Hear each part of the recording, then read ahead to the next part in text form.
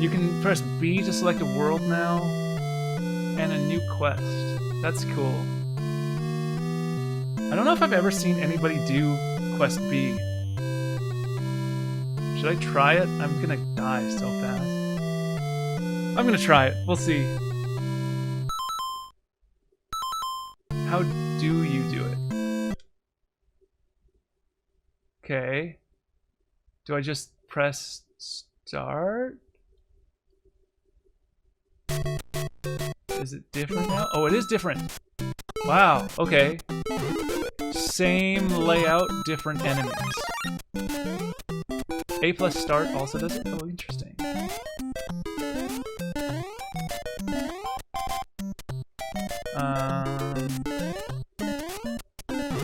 Okay, this is still here. That's good to know. Wow, is it just me or the beetles moving at twice the speed? Oh yeah, and they're beetles, so you can't do that. Okay, we'll see. Oh man, I forgot that those come back. So all Goombas are now beetles? And they're all running at twice the speed? But the Koopa's the same. So is there another two? Yeah, okay. All beetles have been, or all Koopas have been replaced, no, all Goombas have been replaced with beetles. So this is some insight. We haven't got a great run going here, but it's not terrible. We still got our one up. So let's see. I think, when you get level select, can you select in hard mode or can you only select in normal mode? That's something I'm curious about.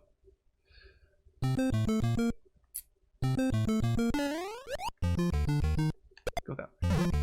Ugh. Nope. Don't go that way. Go on screen with it. That was so tight. I'm glad I still had a coin in the block because in hard mode, it gives you world select in hard mode. Okay, interesting. Whoa, those were also faster moving than normal, I think. Oh, this actually becomes a challenge because you have to make sure that you kill those. You can't firefly with them. Interesting. So I'm gonna not take the warp because I want to see like how many other things are different. If it's just the speed and Goombas are now beetles, that would be weird. I think that there has to be something that's different in the later levels too. Otherwise it would be like progressively getting easier. Because you don't really have much many Goombas in the later parts. But, I mean, the increase in speed... Oh, are those platforms smaller? Oh, the platforms are also smaller. Okay. I was not going to take the warp, but I guess I will now. We can still see what they've changed. So platforms are smaller, Goombas are beetles, Koopas move at twice the speed. He moves really fast. I don't think he normally moves that speed, does he? Maybe he does.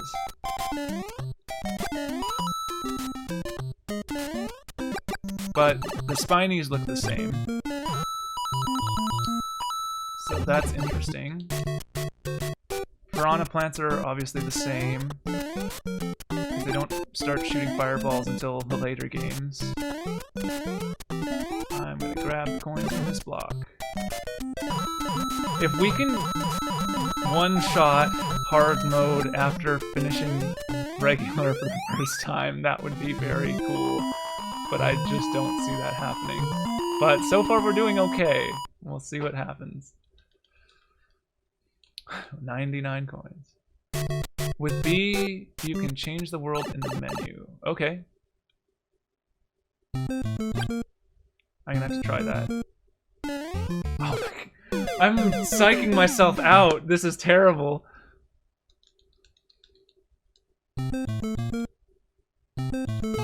Okay.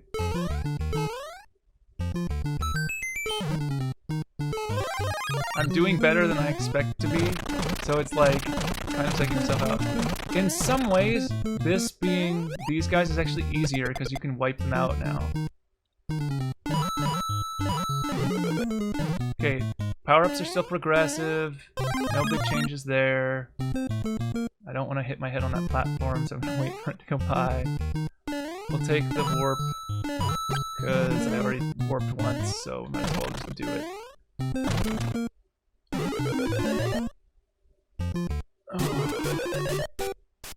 So, you can change the world in the menu after you beat the game. So does it mean like the first time, or do you mean like after hard mode? And is there a way to switch back to easy mode, other than like resetting? Those are the questions I have. Okay, so that's still a beetle, but now there's all beetles. Yeah, so in some ways it's actually not that much harder later on. And in some cases almost easier. Now that was cheap. That shouldn't have hit me. Because you can clear Goombas faster in certain sections. In Switch, I'm not sure. Okay.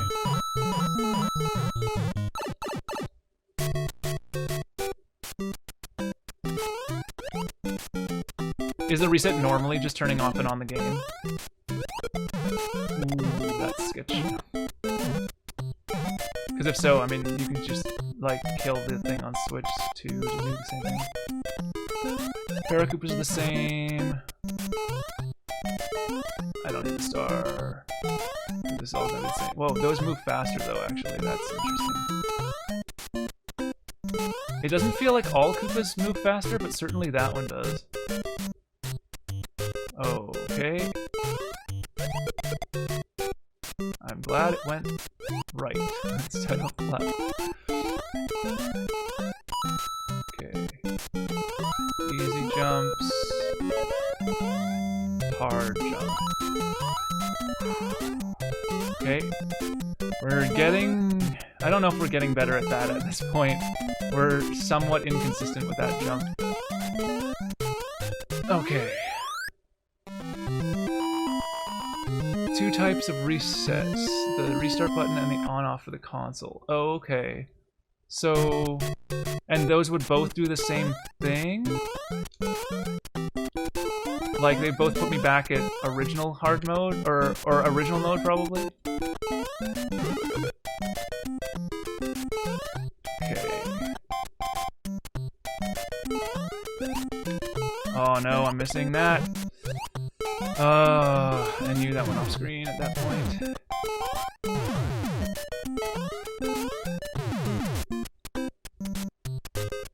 Okay. Off screen with those launchers. We don't have our extra power-up, but... Or our other extra one-up, but we do have the power-up, which is helpful. If you turn off the console, the hard mode is deactivated. Okay, but not reset. Or does reset count as turning off the console?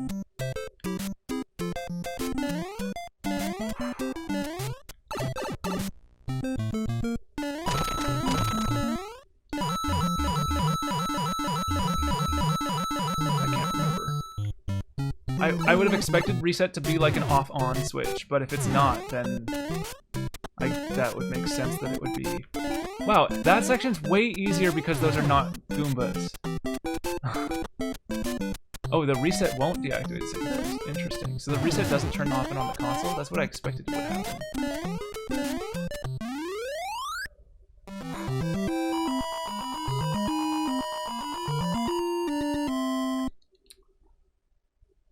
So I wonder about the Switch version. Like, so the Switch version, I have a reset game.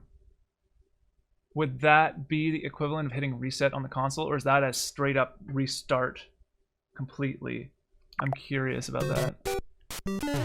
I would assume that this is equivalent to hitting reset on the console, and the reason it's there is for that reason, because you can always go, like, kill the app by going to game selection and coming back in or whatever. But I could be wrong.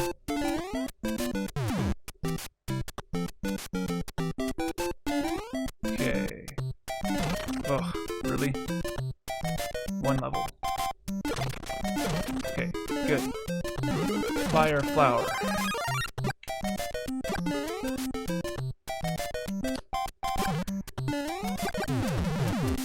That one's so mean. It's like the only one in the whole game that fires 2 that quickly. And it's in the worst place for it. Otherwise, this level is pretty easy. With a few minor exceptions. If you get the fire flower, you're in a good place. But otherwise, it could be challenging. Oh, I forgot that the Koopa's faster! Oh no!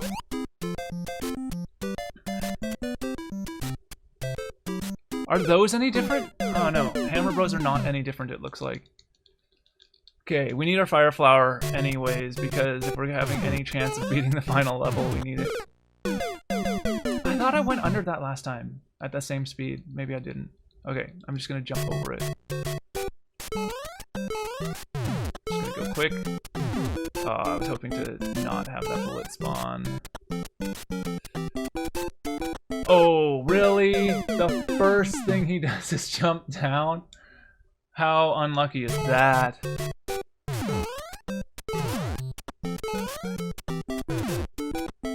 Is that off screen? No.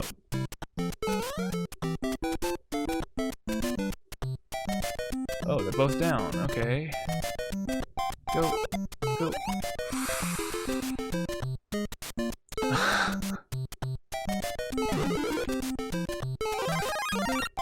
Oh.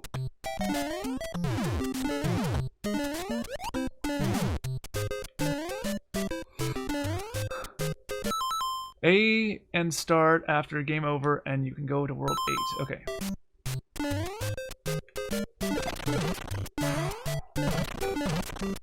Oh, I'm already at this point, right? Because I didn't have... Oh, I thought I was in an earlier place. Okay. This Goop is super fast, which is what messed us up with the last time around and killed us. Now we're good. We just need to clear these last 2, and we actually can theoretically get a level up here. No, we're not gonna get one. Dang. Okay.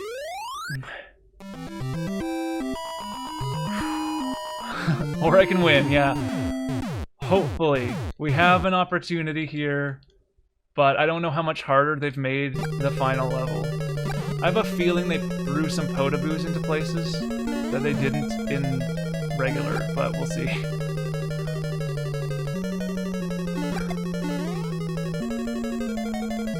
Okay, Goombas being those is normal.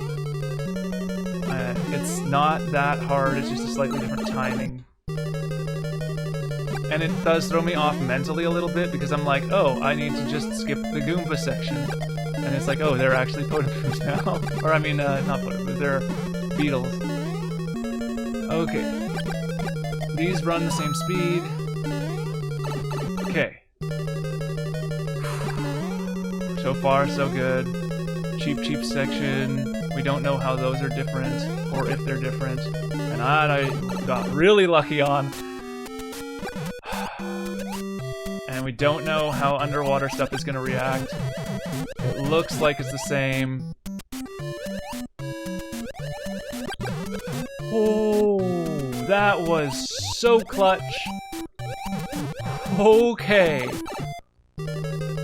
We might have this.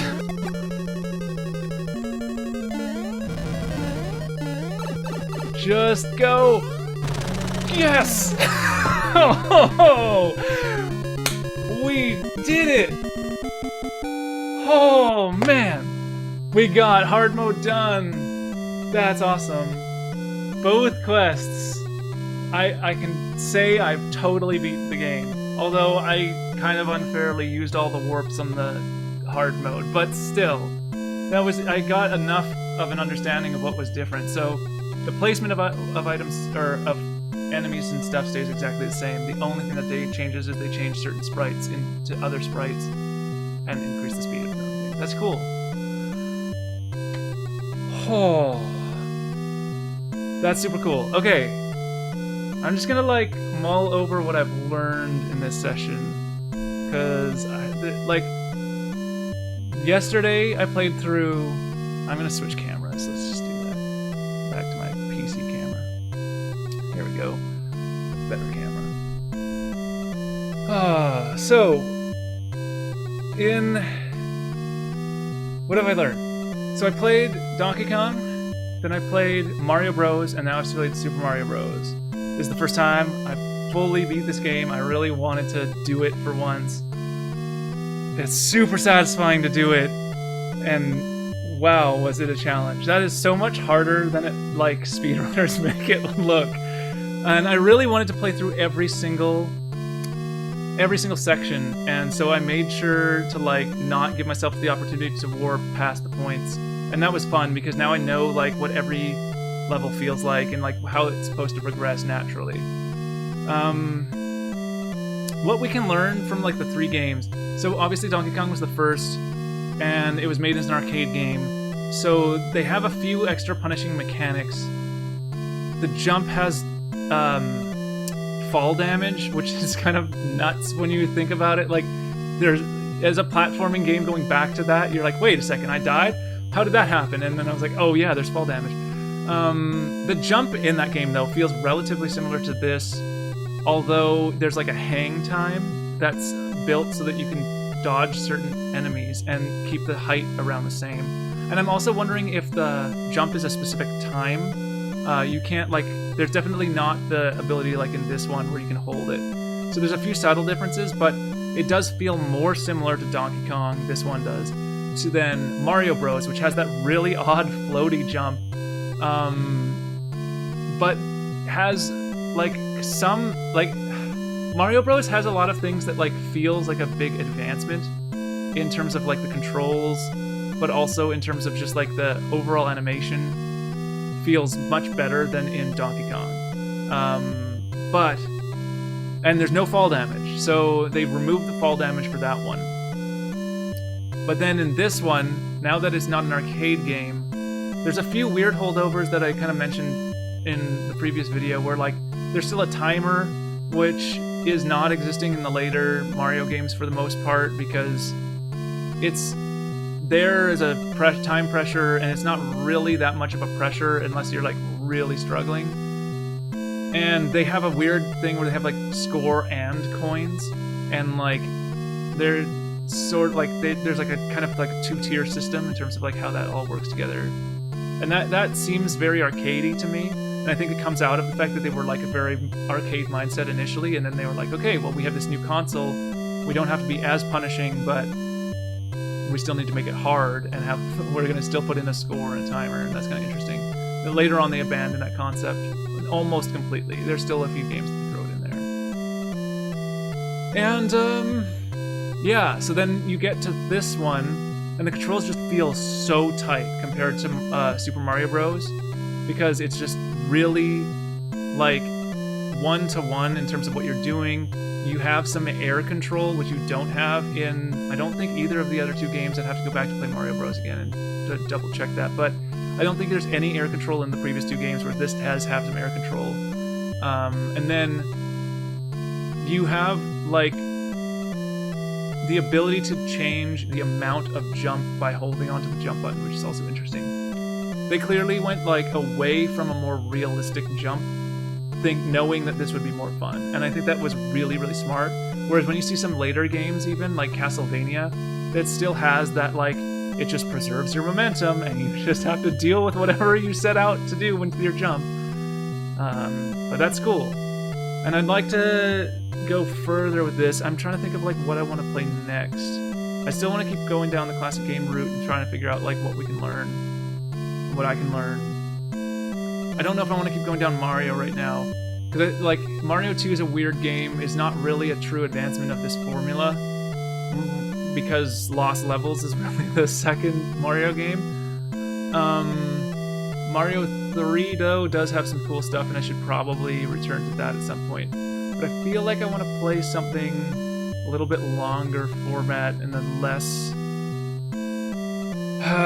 something that I'm not going to get as much input latency problems with, so maybe I'll play Mother for the first time and see how that goes.